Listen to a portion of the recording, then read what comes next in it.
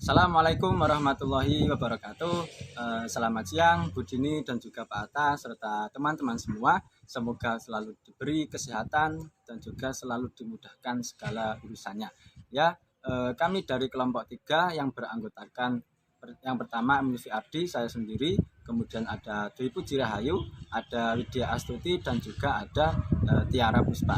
Ya, langsung saja pada kesempatan kali ini kami akan menyampaikan materi mengenai penyelesaian pengujian pengendalian atas piutang usaha. Salah satu kegiatan perusahaan dalam menghasilkan laba yaitu melalui penjualan kredit. Namun dalam penjualan kredit ini sering sekali atau rentan disalahgunakan oleh perusahaan dalam menyusun laporan keuangan. Maka dari itu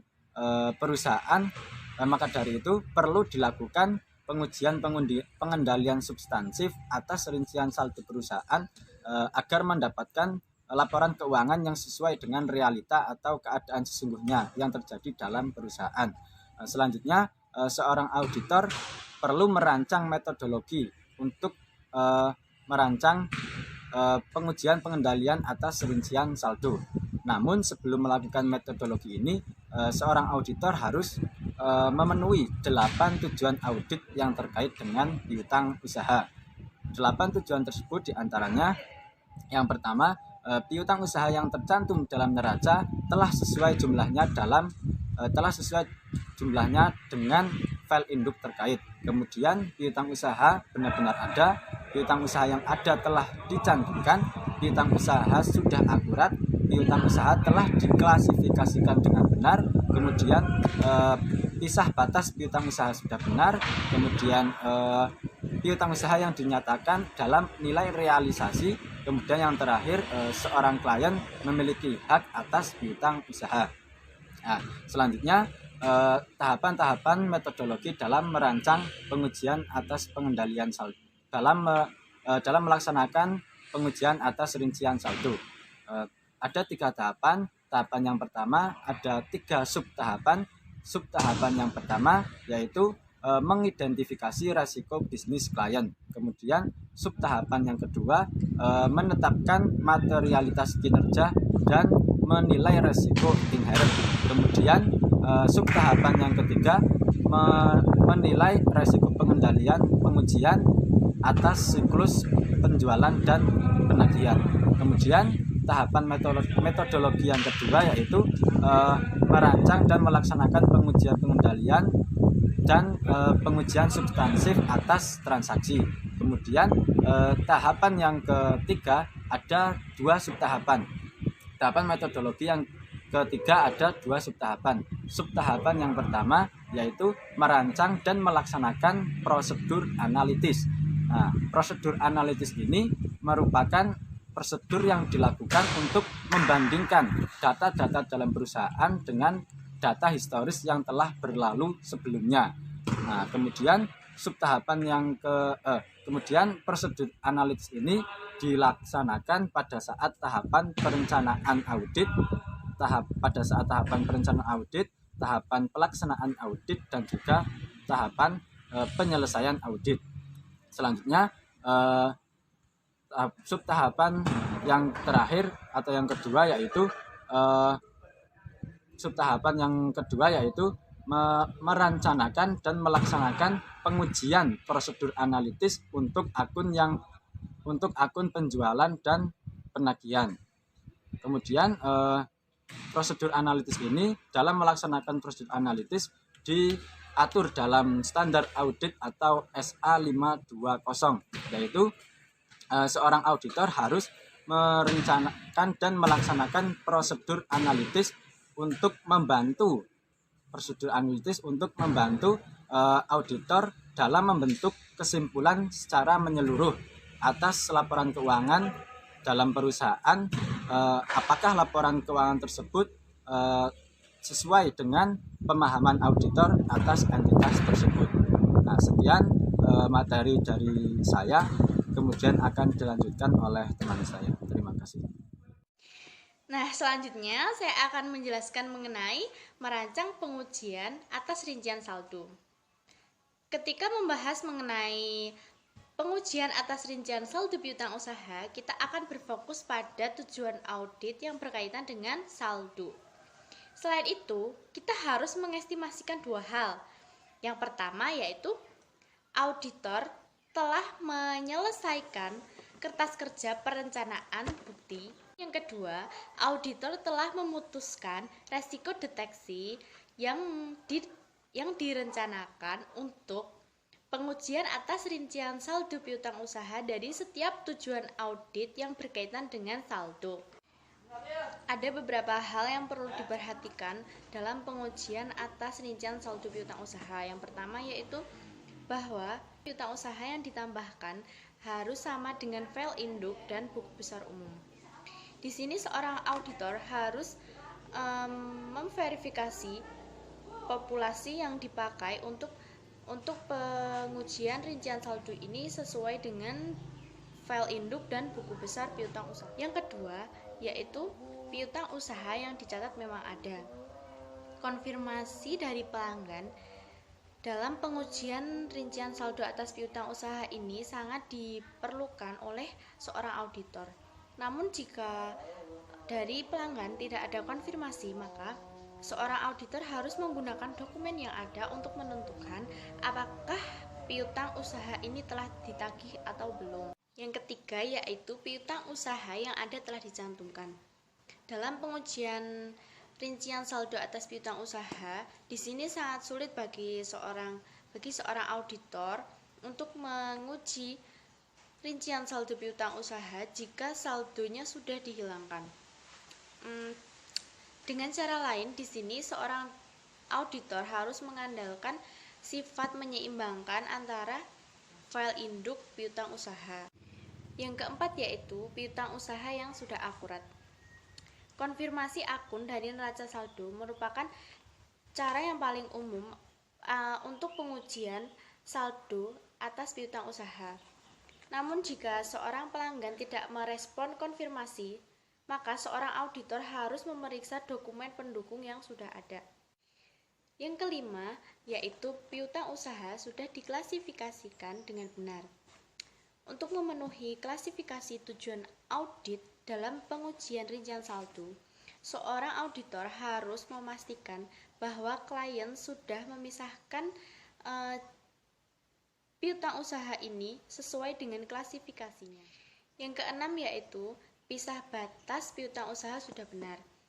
Salah satu pisah batas di sini merupakan suatu kejadian saat piutang usaha periode berjalan ini dicatat dalam periode selanjutnya ataupun sebaliknya. Mengapa hal ini sangat penting? Karena jika piutang usaha dicatat setelahnya ataupun sebelumnya, ini akan mempengaruhi laba periode berjalan. Yang ketujuh yaitu piutang usaha harus dinyatakan sesuai dengan nilai realisasi. Dalam standar akuntansi sudah menyebutkan bahwa suatu perusahaan harus menyatakan jumlah piutang usaha sesuai dengan nilai piutang usaha yang akhirnya nanti dapat ditagih. Nah, nilai realisasi piutang usaha ini sama dengan piutang usaha kotor dikurangi dengan penyisihan piutang usaha. Untuk penyisihan piutang usaha yang tidak tertagih ini diperoleh dari estimasi jumlah piutang yang nantinya tidak bisa ditagih. Selanjutnya yang kedelapan, seorang klien memiliki hak atas piutang usaha.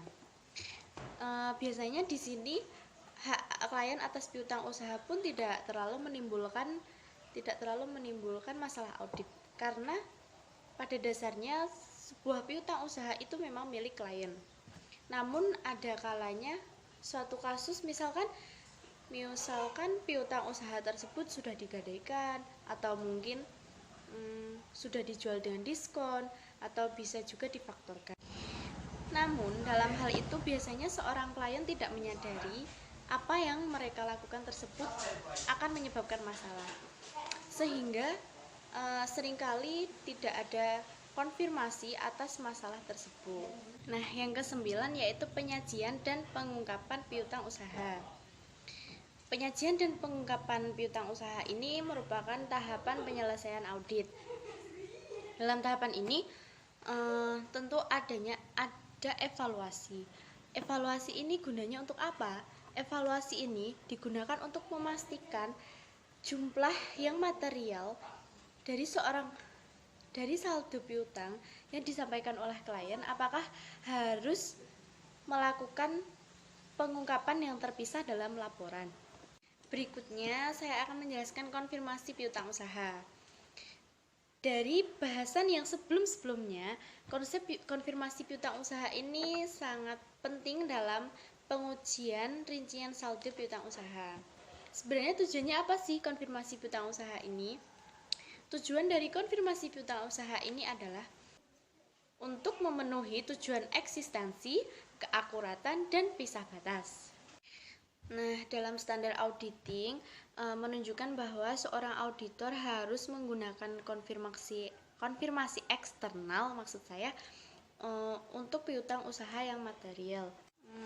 Dalam prosedur konfirmasi, seorang auditor harus memilih dulu jenis konfirmasi yang akan digunakan. Nah, jenis konfirmasi sendiri itu ada dua, yaitu konfirmasi positif dan juga konfirmasi negatif.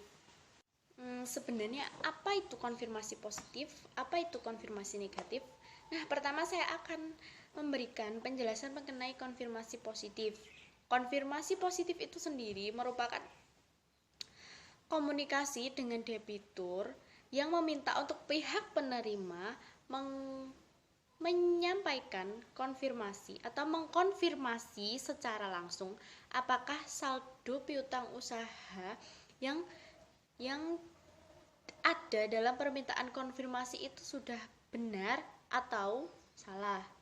Nah, antara konfirmasi positif dan konfirmasi negatif ini, konfirmasi positif lah yang dinyatakan sebagai bukti yang dapat diandalkan. Karena nantinya seorang auditor dapat melakukan tindak lanjut jika respon tidak diterima dari debitur. Namun, dalam penentuan jenis konfirmasi yang digunakan ini, semuanya itu ada di tangan auditor dan harus sesuai dengan fakta dalam audit. Yang berikutnya yaitu keputusan sampling. Nah, faktor yang mempengaruhi ukuran sampel dalam konfirmasi piutang ini mencakup berbagai kategori. Nah, yang mencakup beberapa hal. Yang pertama yaitu materialitas kinerja, yang kedua resiko inheren, yang ketiga resiko pengendalian, yang keempat resiko deteksi yang dicapai dalam pengujian pengendalian substansif, yang kelima itu ada jenis konfirmasi. Untuk jenis konfirmasi negatif ini membutuhkan ukuran sampel yang cukup besar. Selanjutnya, pemilihan item untuk pengujian. Dalam melakukan pendekatan untuk memilih saldo yang akan dikonfirmasi, auditor perlu mempertimbangkan besaran nominal setiap piutang dan jangka waktu peredaran piutang usaha. Dalam banyak kasus, auditor mengambil sampel seluruh piutang di atas jumlah nominal tertentu dan memilih sampel acak atas sisanya. Seperti yang tertera dalam Standar Audit 530, ketika seorang auditor merancang suatu sampel audit, auditor harus mempertimbangkan tujuan prosedur audit dan karakteristik populasi yang menjadi suatu sampel yang akan diambil.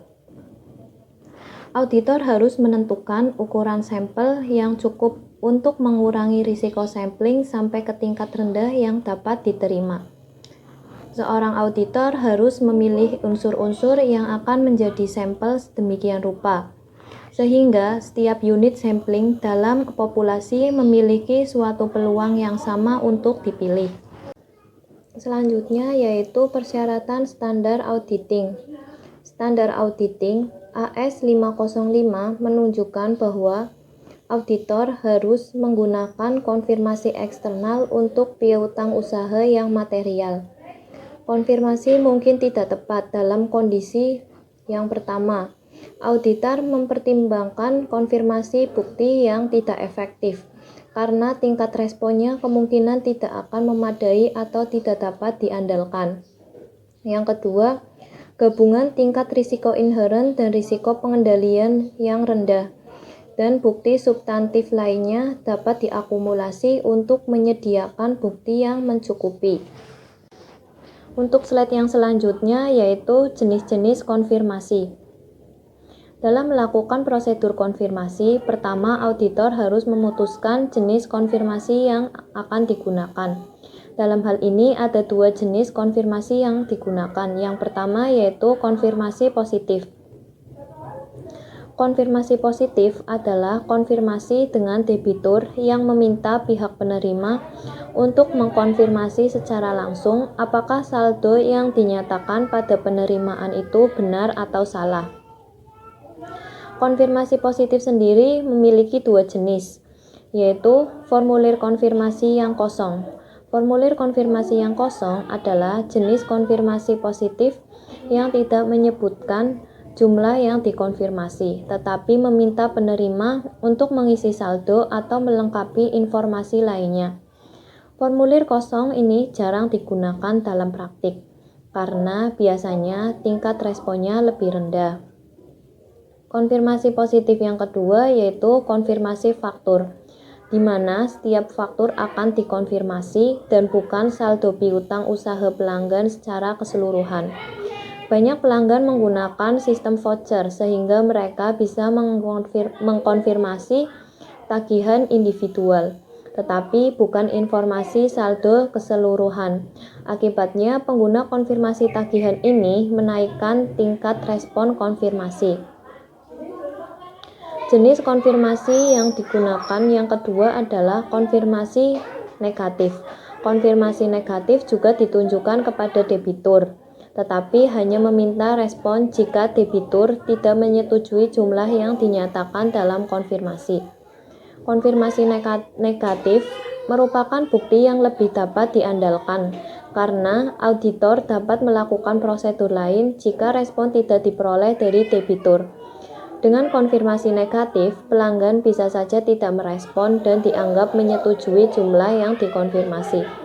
Meskipun mungkin sebenarnya pelanggan mengabaikan permintaan konfirmasi. Penentuan jenis konfirmasi mana yang akan digunakan berada di tangan auditor dan harus berdasarkan fakta dalam audit. Standar audit SA 505 paragraf A23 menyatakan bahwa penggunaan konfirmasi negatif dapat diterima jika seluruh situasi berikut tersedia.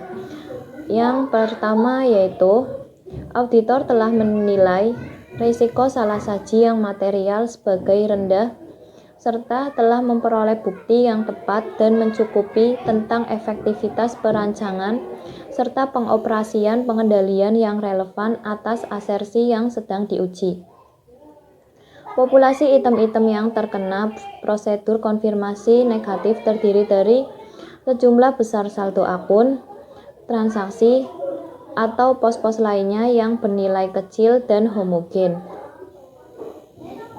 Selanjutnya, auditor memperkirakan tingkat pengecualian yang rendah. Yang terakhir, auditor yakin bahwa penerima permintaan konfirmasi negatif akan memberikan pertimbangannya masuk akal. Biasanya, jika konfirmasi negatif dilakukan, maka auditor akan memberi penekanan pada efektivitas pengendalian internal, pengujian substantif dan prosedur analitis sebagai bukti kewajaran piutang usaha, dan mengasumsikan bahwa mayoritas penerima konfirmasi akan membaca dengan seksama dan merespon permintaan konfirmasi. Konfirmasi negatif biasanya digunakan untuk audit rumah sakit, toko, retail, bank, dan industri lain yang piutang dagangnya berhubungan dengan masyarakat umum.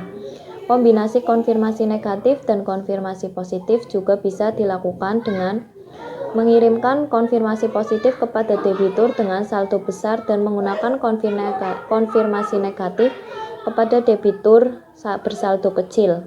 Baik, saya akan melanjutkan materi selanjutnya, yaitu faktor utama yang mempengaruhi ukuran simpel untuk mengkonfirmasi piutang usaha. Faktor utama tersebut ada 5. Yang pertama yaitu salah saji yang dapat ditoleransi. Yang kedua, risiko inherent. Yang ketiga, risiko pengendalian. Yang keempat, risiko yang dicapai dari pengujian substansif lainnya, dan yang terakhir yaitu jenis konfirmasi. Nah, slide selanjutnya menyelenggarakan pengendalian. Nah, setelah item yang akan dikonfirmasi dipilih, auditor harus menyelenggarakan pengendalian atas konfirmasi itu hingga dikembalikan dari pelanggan. Menindaklanjuti non-respon. Konfirmasi yang dikirim tetapi tidak dikembalikan oleh pelanggan tidak boleh dianggap sebagai bukti audit yang signifikan. Untuk setiap konfirmasi positif yang tidak dikembalikan, auditor dapat memeriksa dokumentasi berikut untuk memverifikasi ekstensi dari keakuratan di setiap transaksi penjualan yang membentuk saldo akhir piutang usaha. Yang pertama yaitu penerimaan kas selanjutnya, dan yang kedua salinan faktur penjualan, yang ketiga dokumen pengiriman, dan yang terakhir korespondensi dengan klien. Nah, slide selanjutnya ada analisis perbedaan.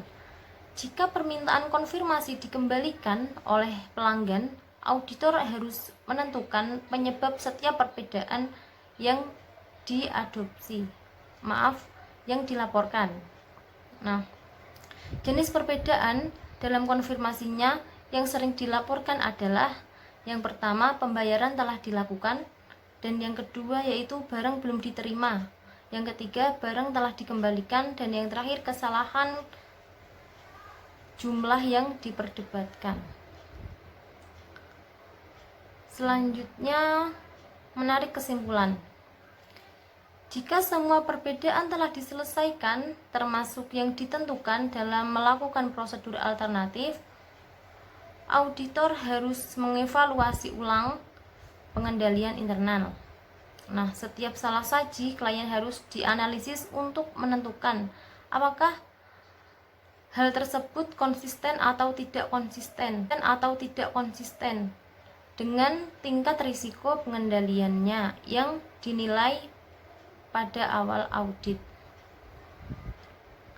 Selanjutnya, mengembangkan pengujian program audit yang terinci. Jadi auditor menyiapkan kertas kerja perencanaan bukti sebagai alat bantu untuk memutuskan luas pengujian atas rincian saldo yang direncanakan. Sumber setiap baris sebagai berikut, seperti monitoring kinerja, seperti materialitas kinerja. Terus yang kedua, risiko audit yang dapat diterima. Yang ketiga, risiko inherent. Yang keempat, risiko pengendalian. Yang selanjutnya, hasil pengujian substansif atas transaksi. Dan yang keenam yaitu prosedur analisis. Yang selanjutnya ada risiko deteksi yang direncanakan dan bukti audit yang direncanakan. Jadi sekian dari kelompok kami. Apabila ada kesalahan atau kekurangan, kami mohon maaf yang sebesar-besarnya. Wassalamualaikum warahmatullahi wabarakatuh.